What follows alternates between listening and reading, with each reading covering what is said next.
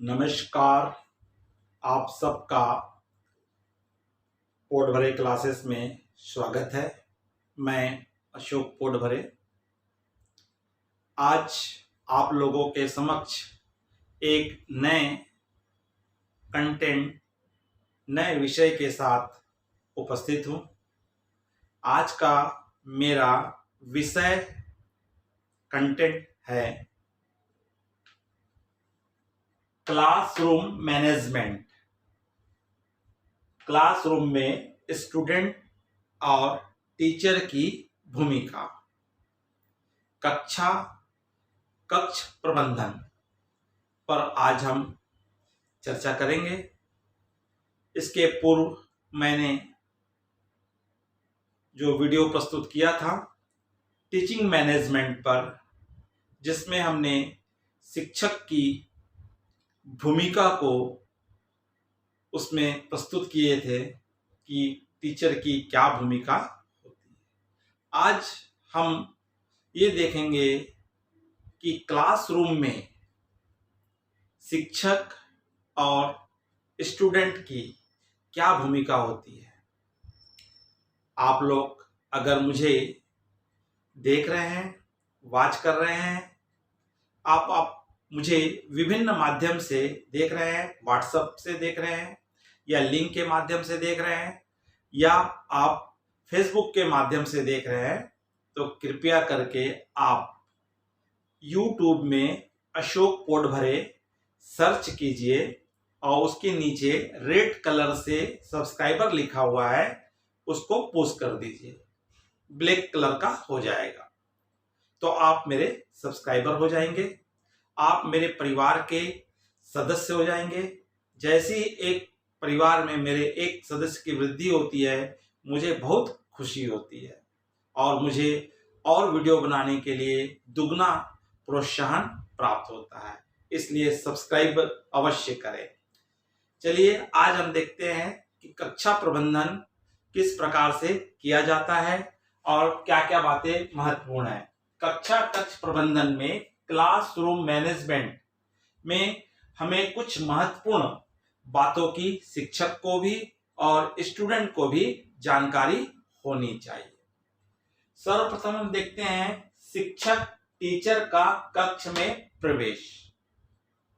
जैसे ही teachers class में प्रवेश करता है, टीचर्स सभी बच्चों को आप अभिवादन कर सकते हैं। Good morning students, good afternoon students, या नमस्कार बच्चों। जैसे ही आप प्रवेश करते ही बच्चों को आप अभिवादन करते हैं तो बच्चे भी आपको अभिवादन करते हैं। आप फर्स्ट कुछ दिन आप अभिवादन करेंगे तो आपके अभिवादन करने के पूर्व ही बच्चे आपको क्या करने लग जाएंगे, विश करने लगेंगे, अभिवादन करने लगेंगे। ये हमारा कल्चर है, हमारे हिंदुस्तान की, हमारे भारत की संस्कृति है कि हम सर्वप्रथम जब किसी से भी मिलते हैं तो सर्वप्रथम हमारा अभिवादन से ही हमारा दिन या हमारी क्लास प्रारंभ होती है। उसके पश्चात आप कक्ष में प्रवेश करते ही एक बार आप कक्ष का निरीक्षण करें, ऑब्जर्वेशंस करें। क्या क्लासरूम में पूर्ण रोशनी है कि नहीं है, सभी खिड़की दरवाजे खुले हैं कि नहीं, हवा आ रही कि नहीं है, क्लासरूम में कंप्लीट लाइट है कि नहीं है। इसके अलावा आपको स्वच्छता का भी ध्यान रखना है। जैसे ही आप क्लासरूम में प्रवेश करते हैं तो एक बार आप अवश्य देखिए कि आसपास क्लासरूम सफा है कि नहीं है। अगर नहीं है तो अनुशासन प्रभारी को इसकी सूचना दे और संबंधित व्यक्ति को सूचना दे कि क्लासरूम को व्यवस्थित नहीं है, साफ सुथरी नहीं है। तो हमको स्वच्छता की ओर भी विशेष हमको टीचर को ध्यान देना है।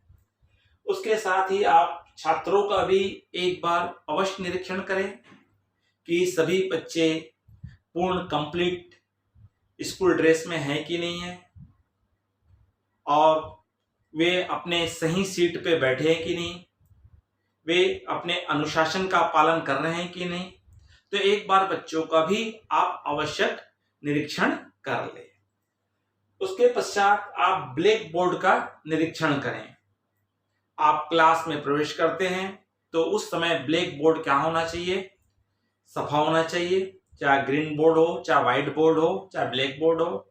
ब्लैक बोर्ड के साइड में क्लास की संपूर्ण जानकारी होनी चाहिए कि क्लास कौन सी क्लास है, क्लास आज डेट क्या है, कितने बच्चे प्रेजेंट हैं, कितने बच्चे अब्सेंट्स हैं और किस शिक्षक का क्लास है और कौन सा विषय है।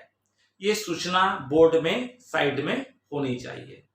तो इन सब बातों का आप कक्ष में प्रवेश करते ही शिक्षक का कर्तव्य है कि शिक्षक की ड्यूटीज है कि आप इन बातों को ऑब्जर्व करें, जिससे बच्चे कंटिन्यूअसली उसी प्रकार का वहां भी अनुशासन पूर्वक वो कार्य कंप्लीट करके रखेंगे। सेकंड हमारा है बैठक व्यवस्था, सिटिंग प्लानिंग, जो क्लासरूम की महत्वपूर्ण भूमिका अदा करता है। सिटिंग प्लानिंग, तो सिटिंग प्लानिंग किस प्रकार से होनी चाहिए, बैठक व्यवस्था किस प्रकार से होनी चाहिए। बैठक व्यवस्था ऐसी होनी चाहिए जहां पे शिक्षक खड़े हैं या शिक्षक बैठे हैं, वो शिक्षक सभी स्टूडेंट्स को दिखना चाहिए और सभी स्टूडेंट को ब्लैक बोर्ड स्पष्ट रूप से नजर आना चाहिए, उसमें लिखी हुई बातें साफ साफ उन्हें दिखाई देनी चाहिए। तो इस प्रकार की हमको व्यवस्था करनी चाहिए।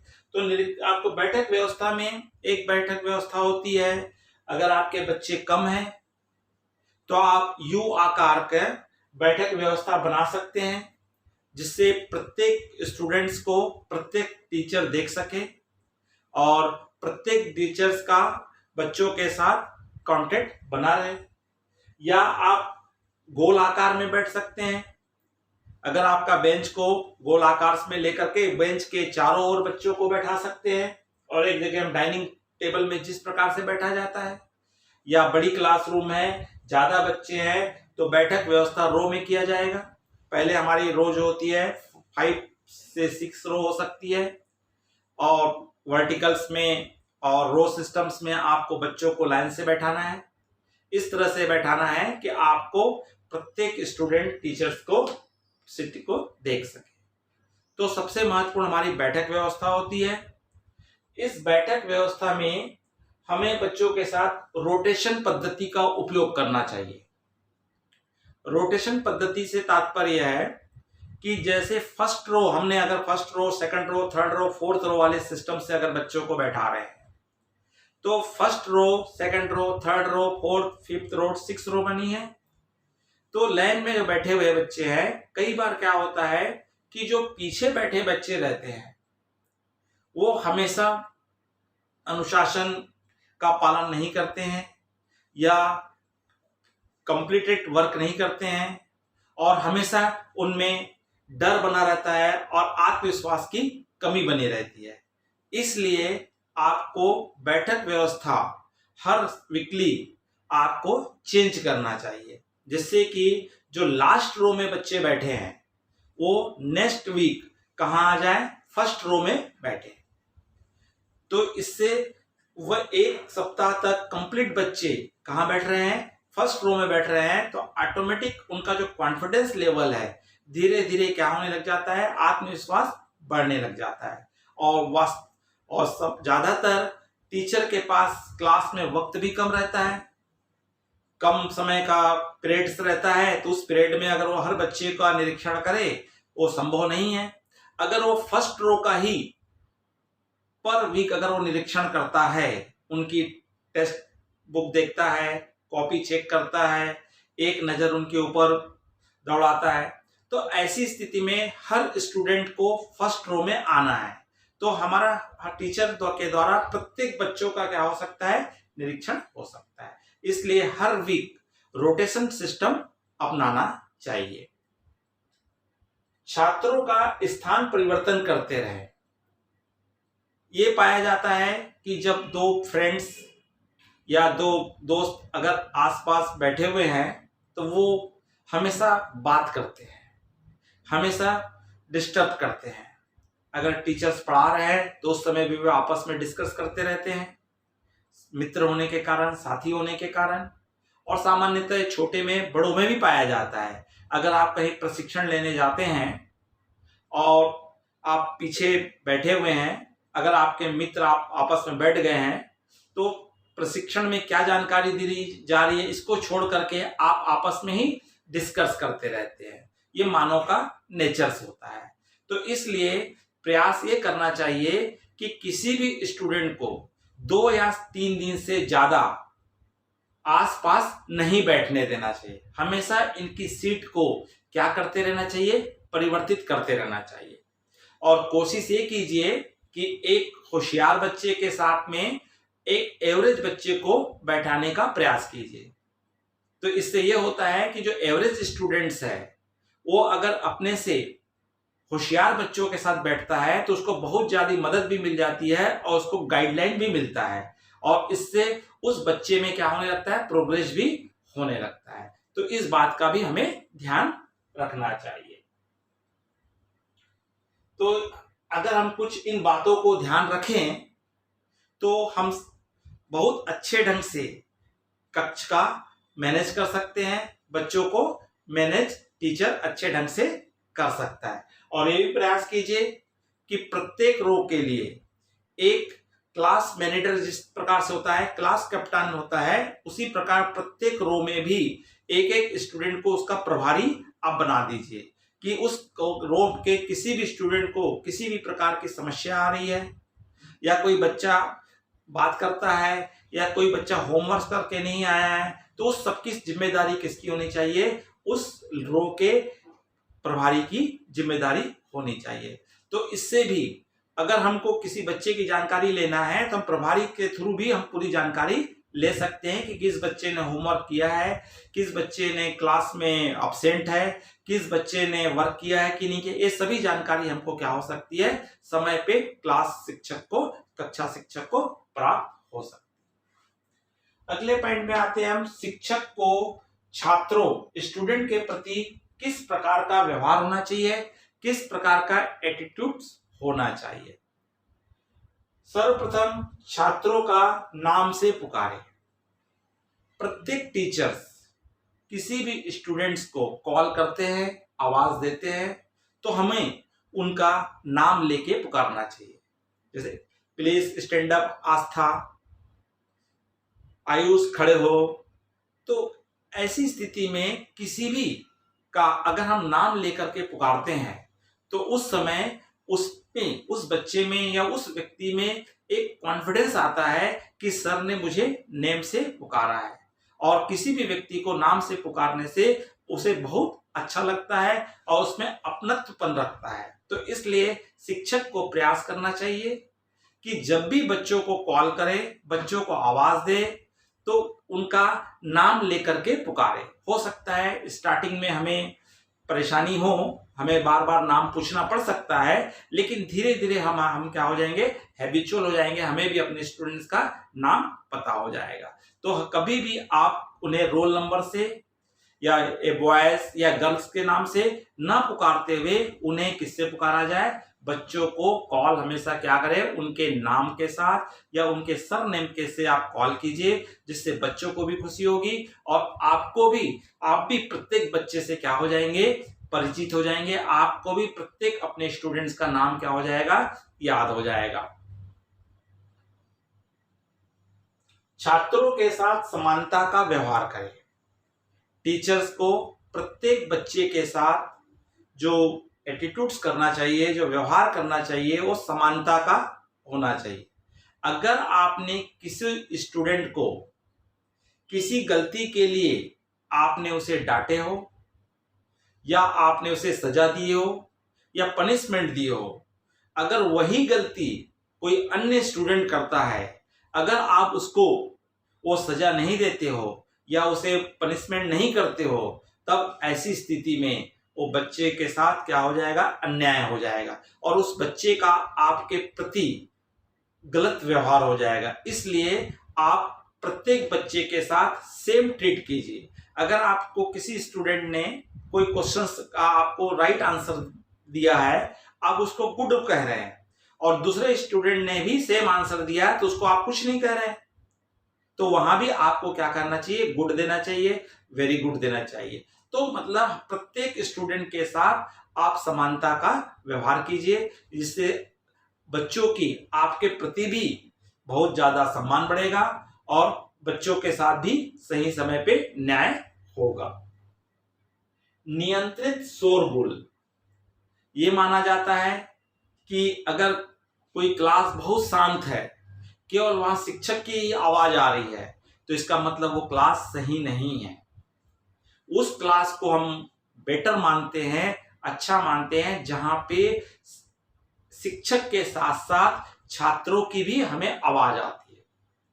मतलब वहां पर शिक्षक और छात्र के बीच में क्या बना हुआ है? समन्वय बना हुआ है। अगर आप क्वेश्चंस करेंगे तो स्वाभाविक है कि स्टूडेंट के द्वारा उसका जवाब दिया जाएगा, तो क्लास में आवाज आएगी।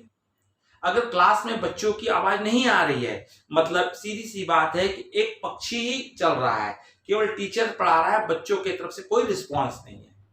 इसलिए आवाज दोनों साइड से होनी चाहिए। हाँ, जो शोरगुल इतना होना चाहिए कि जो शिक्षक के द्वारा क्या होना चाहिए? नियंत्रित होना चाहिए। तो नियंत्रित शोरगुल होना है, मतलब बच्चों की और शिक्षक की दोनों की आवाज हमें कहां से मिलनी चाहिए? क्लास से मिलनी चाहिए। वही क्लास क्या मानी जाती है? बेस्ट मानी जाती है, क्योंकि ये माना गया है प्रश्न पूछना बच्चों का जन्मसिद्ध अधिकार है। तो हर बच्चा अपने अधिकार का उपयोग करेगा। जब उपयोग करेगा तो स्वाभाविक है कि बच्चों की तरफ से क्या आएगी? आवाज आएगी। फिर शिक्षक का भी कार्य है कि उस बच्चों को जिसने क्वेश्चंस किया है, प्रश्न किया है, उसे अपने आंसर के द्वारा संतुष्ट करे, तो शिक्षक की भी आवाज आएगी। तो हमारे क्लास में इतनी आवाज होनी चाहिए जो नियंत्रित हो। अध्यापन कराते समय शिक्षक का छात्रों के साथ आई कांटेक्ट होना चाहिए। अगर आप पढ़ा रहे हैं तो उस समय आपका आई कांटेक्ट प्रत्येक स्टूडेंट के साथ होना चाहिए। अगर आप प्रत्येक स्टूडेंट के साथ आई कांटेक्ट बना करके आप अध्यापन कार्य करा रहे हैं, तो मान के चलिए प्रत्येक बच्चा अनुशासन से क्लास में बैठा रहेगा, कहीं से भी कोई आवाज नहीं आएगी और बहुत साइलेंट क्लास आएगी, क्योंकि आप प्रत्येक बच्चों के साथ नजर मिला करके आप अध्यापन करा रहे हैं। तो प्रत्येक बच्चे को लगता है कि सर मुझे ही पढ़ा रहे हैं। तो इसलिए प्रयास कीजिए कि आप प्रत्येक बच्चे के साथ आपको पढ़ाते समय क्या होना चाहिए? आई कांटेक्ट होना चाहिए, जिससे बच्चा हमेशा क्या रहेगा? अलर्ट रहेगा कि आप कब उससे कोई प्रश्न कर सकते हैं, या आप उससे आप तत्काल पूछ सकते हैं कि मैंने क्या पढ़ाया हूं, या आप उससे क्वेश्चंस कर सकते हैं। इसलिए बच्चा हमेशा क्या रहेगा? क्लास में अलर्टनेस में रहेगा। आवश्यक नियम का पालन कराएं। तो जो भी हमारे क्लासरूम में रूल्स होते हैं, अनुशासन होते हैं, नियम होते हैं, तो आप बच्चों के साथ उस नियम के साथ उसके साथ आप क्या करें? व्यवहार करें, सद्व्यवहार करें, और बच्चों को उस नियम के आधार पर आप अध्यापन कार्य करा सकते हैं। छात्रों स्टूडेंट का शिक्षकों के प्रति व्यवहार। तो सर्वप्रथम हमारा है अनुशासित आचरण। प्रत्येक स्टूडेंट को अपने शिक्षक के साथ अनुशासित आचरण करना चाहिए। एक अच्छे स्टूडेंट्स के जो बच्चों में गुण होते हैं वो गुण होने चाहिए। प्रत्येक बच्चे को अपने शिक्षक का सम्मान करना चाहिए। उनके किसी भी प्रश्नों के उत्तर को बहुत ही शालीनता से देनी चाहिए। अगर सर ने आपसे कोई क्वेश्चंस किया है तो उसका उत्तर सभी को एक साथ मिलकर के नहीं देना चाहिए। सर्वप्रथम हाथ उठाना चाहिए, और शिक्षक के द्वारा जिस बच्चे से प्रश्न पूछा जाए वही बच्चा उस प्रश्न का उत्तर दे। और क्लास में हमेशा अनुशासन बनाए रखें और अपने शिक्षक के आदेशों का पालन करें। यही एक अच्छे छात्र के गुण होते हैं, आदर्श स्टूडेंट के गुण होते हैं। आप अपने गुणों का अपने क्लासरूम में सही ढंग से पालन करें। समस्त शिक्षकों का सम्मान करें। तो साधारणतः हमेशा ये पाया जाता है कि स्टूडेंट उसी शिक्षक की रिस्पेक्ट करते हैं, सम्मान करते हैं जो उसको क्लास में पढ़ा रहे हैं, या उसके क्लास टीचर्स हैं या सब्जेक्ट टीचर्स हैं। कई बार क्या होता है कि उनके टीचर्स नहीं हैं, लेकिन उसी स्कूल के टीचर्स हैं, लेकिन वो उनको सम्मान नहीं देते हैं, सम्मान नहीं करते हैं। तो बच्चों को, शिक्षक को सिखाना चाहिए, बताना चाहिए कि आपके स्कूल्स में जो भी शिक्षक हैं उन सभी शिक्षकों को आप समान रूप से सम्मान दीजिए, चाहे वो आपके सब्जेक्ट टीचर हो या ना हो। तो ये जरूर अपने क्लास टीचर्स को, अपने स्टूडेंट्स को बताना चाहिए कि स्कूल के प्रत्येक टीचर सम्माननीय है, चाहे वो आपकी क्लास ले रहे हैं या ना ले रहे हैं। आप उनका आदर कीजिए, सम्मान कीजिए, उनको विश अवश्य कीजिए। संस्था प्रमुख व शिक्षकों से संबंधित जानकारी। प्रत्येक स्टूडेंट्स को अपने संस्था प्रमुख का नाम और उससे संबंधित जानकारी होना आवश्यक है। साथ ही जो आपके क्लास टीचर्स हैं और सब्जेक्ट टीचर्स हैं उनके बारे में भी आपको उनके नाम मालूम होना चाहिए, उनके क्वालिफिकेशन मालूम होनी चाहिए, उनमें क्या क्वालिटीज है, क्या चीज है, ये आपको जानकारी होना चाहिए, जिससे आप उनके ज्ञान का, उनके भंडार का, उनके नॉलेज का आप समय समय पर क्या ले सके, उपयोग कर सके और उसका लाभ अधिक से अधिक उठा सके। माता पिता या बड़ों का सम्मान करना। बच्चे जिस तरह से अपने गुरु का, शिक्षकों का सम्मान करते हैं, ठीक उसी प्रकार उन्हें अपने माता पिताओं का और साथ ही जो भी उनके बड़े हैं उनका भी उसी प्रकार से मान सम्मान करना चाहिए। तो इस प्रकार से हम कक्ष प्रबंधन में, क्लासरूम मैनेजमेंट में अगर हम कुछ इन बातों का शिक्षक और स्टूडेंट दोनों अगर ध्यान रखें तो वो सबसे बेस्ट आदर्श क्लासरूम हो सकती है और उस क्लासरूम के प्रत्येक स्टूडेंट अपने अपने जीवन में, भविष्य में बहुत एक अच्छे सम्माननीय पद तक जा सकते हैं, एक अच्छा करियर बना सकते हैं और जब भी वो बाहर रहेंगे, कहीं भी जाएंगे तो उन्हें अपने शिक्षक और अपने साथी अवश्य याद आएंगे कि हम किस प्रकार से अनुशासित रूप से कक्ष में अध्यापन कार्य करते थे आदि। तो इन सब बातों से आप बच्चों को अवगत करा सकते हैं। शिक्षकगण, अगर ये वीडियो आप लोगों को अच्छा लगा होगा तो लाइक कीजिए और अधिक से अधिक स्टूडेंट्स को और टीचर्स को शेयर कीजिए, जिससे कि अधिक से अधिक छात्रों व शिक्षकों को लाभ हो सके। आपने अंत तक इस वीडियो को देखा है, इसके लिए धन्यवाद। अगर आप इस चैनल में नए हैं तो तुरंत इस चैनल को सब्सक्राइब कर दीजिए। इसी प्रकार के आपको अच्छे अच्छे वीडियोस प्राप्त होते रहेंगे। नमस्कार, पुनः अगले वीडियो में भेंट होगी।